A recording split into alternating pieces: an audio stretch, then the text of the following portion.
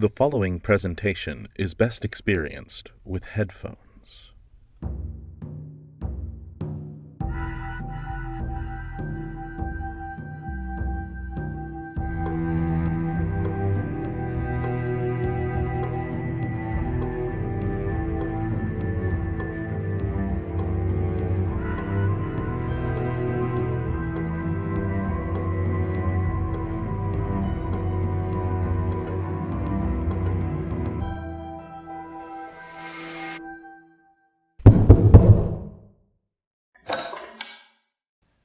Greetings, honored guest. Please step inside out of the cold.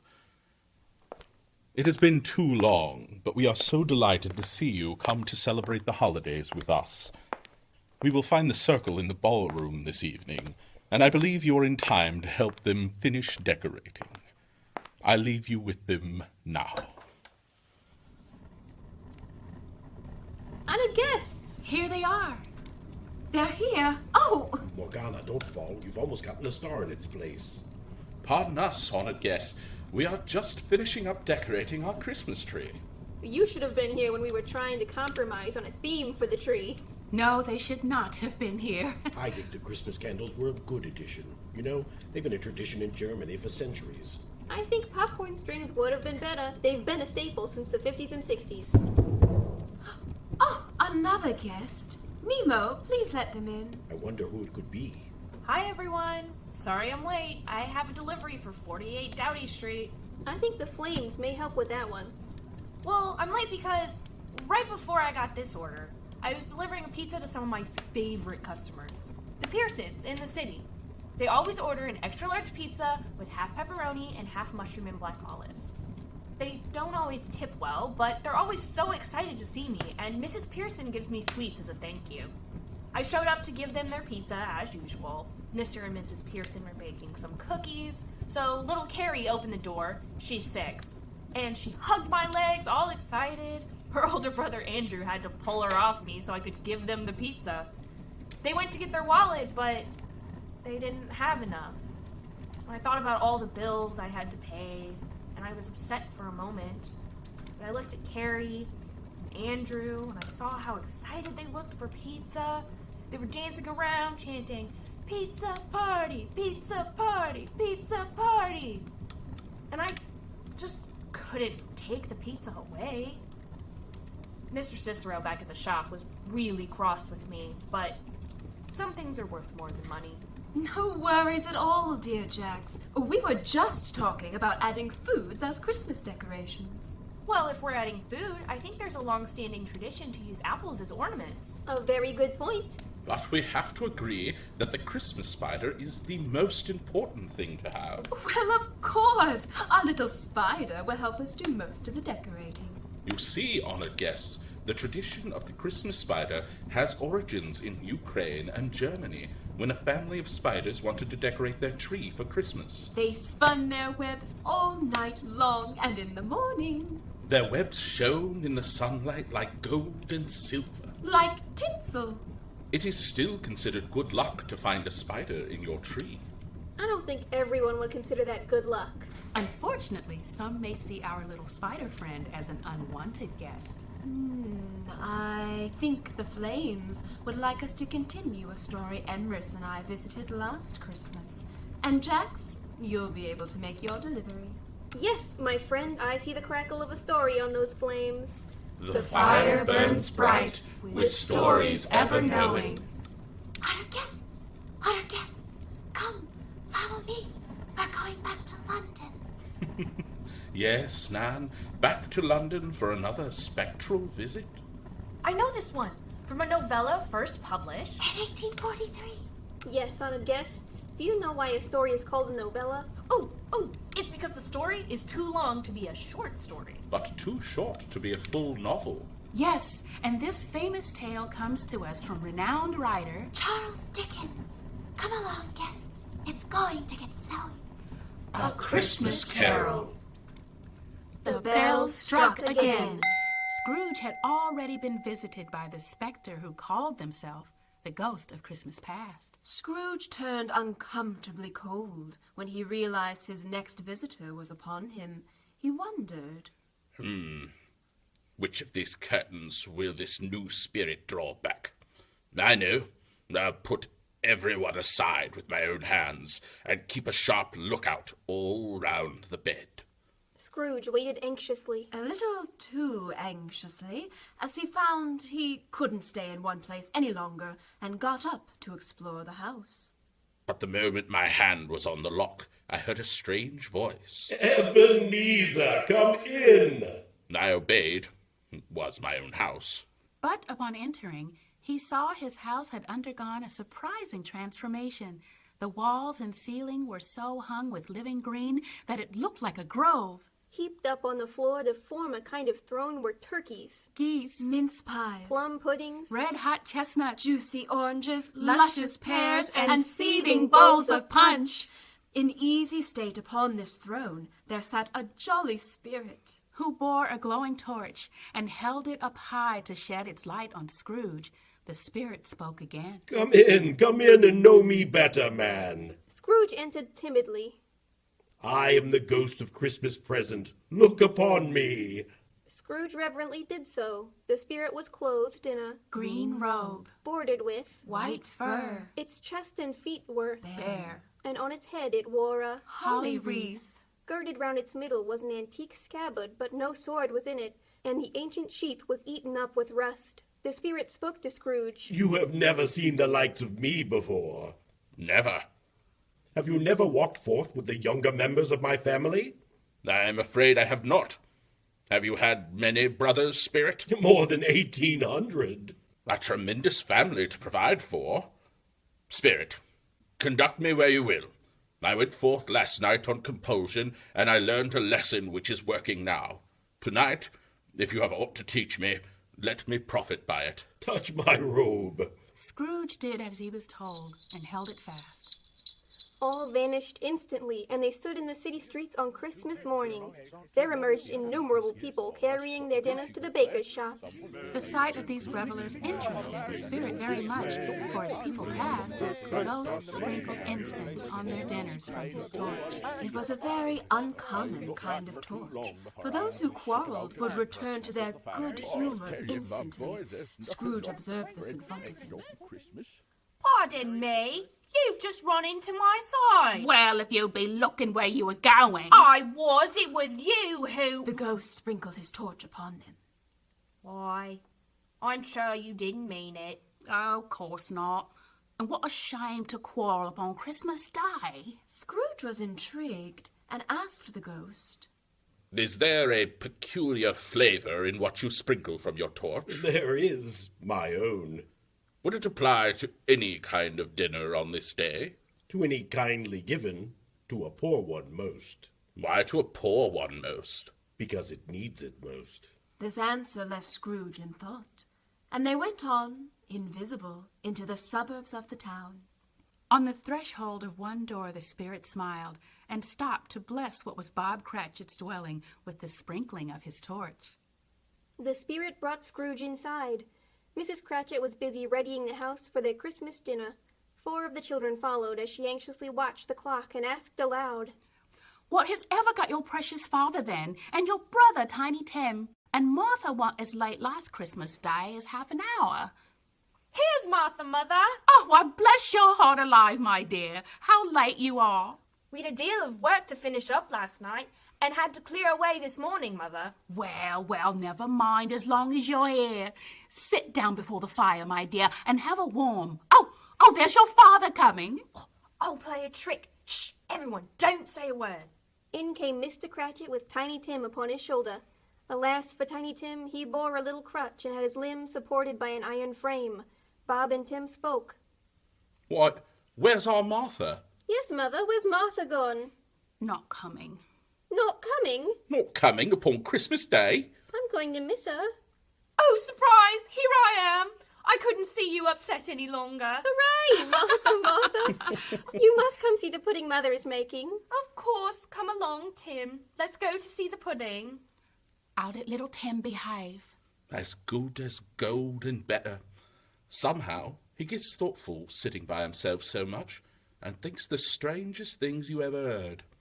He told me, coming home, that he hoped the people saw him in the church, and it might be pleasant to them to remember upon Christmas Day who made lame beggars walk and blind men see.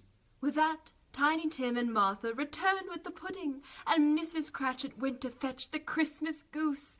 Dinner was served and enjoyed by all.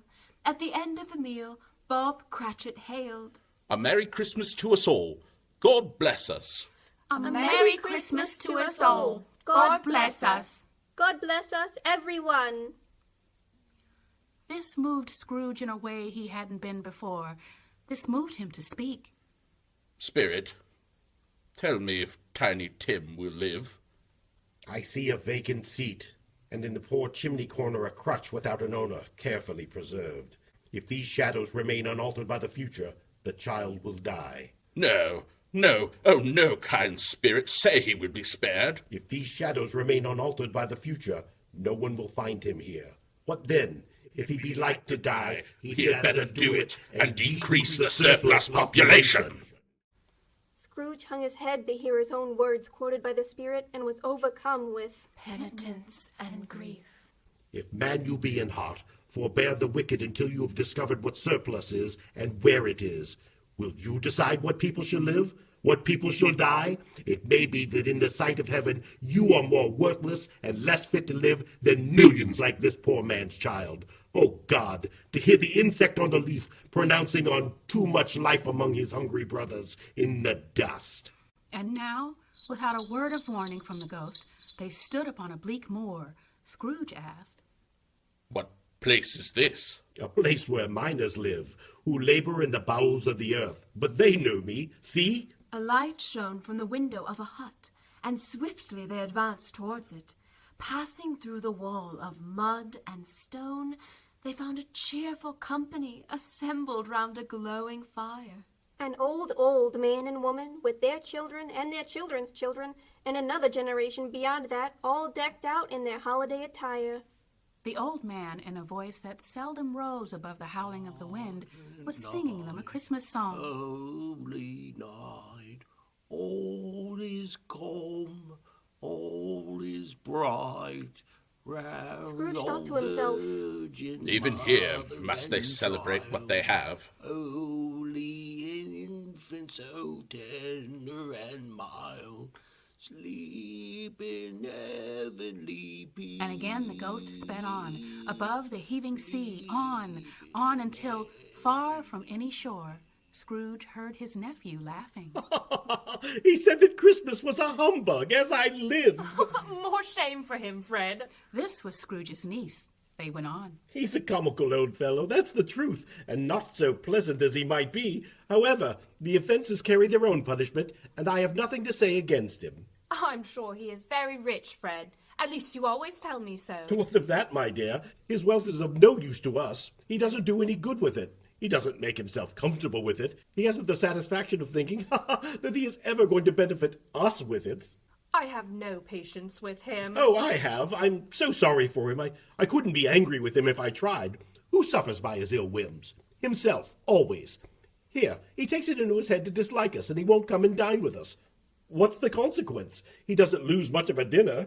Indeed, I think he loses a very good dinner. Well, I'm very glad to hear it. I was only going to say the consequences of him taking a dislike to us and not making merry with us is, as I think, that he loses some pleasant moments, which could do him no harm. The partygoers were all finishing tea at that time and decided to play music and dance to a few tunes. After, they sat in a circle and decided to play the game Yes and No, which delighted Scrooge to watch. In the game called Yes and No, Scrooge's nephew had to think of something, and the rest must find out what, he only answering to their questions yes or no, as the case was. Are you an animal? Yes. A live animal? Yes. Are you an agreeable animal? No. Do you growl? Yes. Do you live in London? Yes. Oh, I found it out. I know what it is, Fred. I know what it is. What is it? It's your Uncle Scrooge. It certainly is. He has given us plenty of merriment, I am sure, and it would be ungrateful not to drink his health. I say, to Uncle Scrooge. To Uncle Scrooge. A Merry Christmas and a Happy New Year to the old man, whatever he is. The whole scene passed off in the breath of the last word spoken by his nephew, and Scrooge and the spirit were again upon their travels. It was a long night, if it were only a night, but Scrooge had his doubts of this because the ghost grew older, clearly older. Scrooge observed this change and asked the spirit of it. Are spirits' lives so short? My life upon this globe is very brief. It ends tonight. Tonight? Tonight at midnight. Hark! The time is drawing near. The chimes were ringing the 11:03 at that moment. Scrooge noticed something new.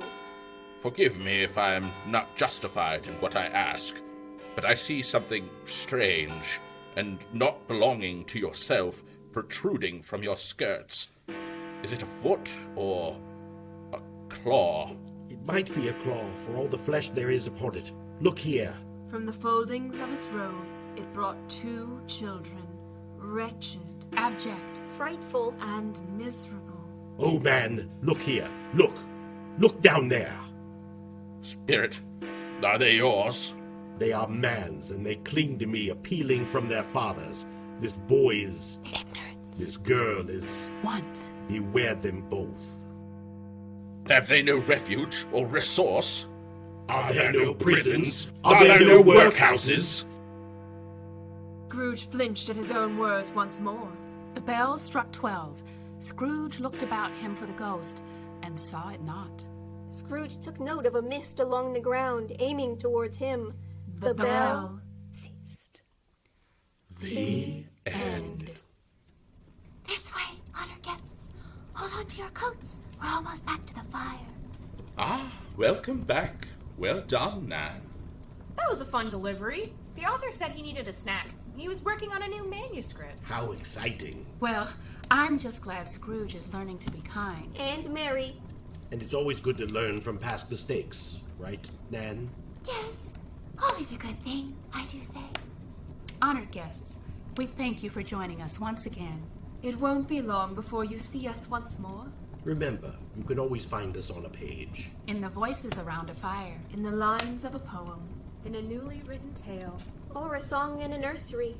Stories live on forever, and so will we.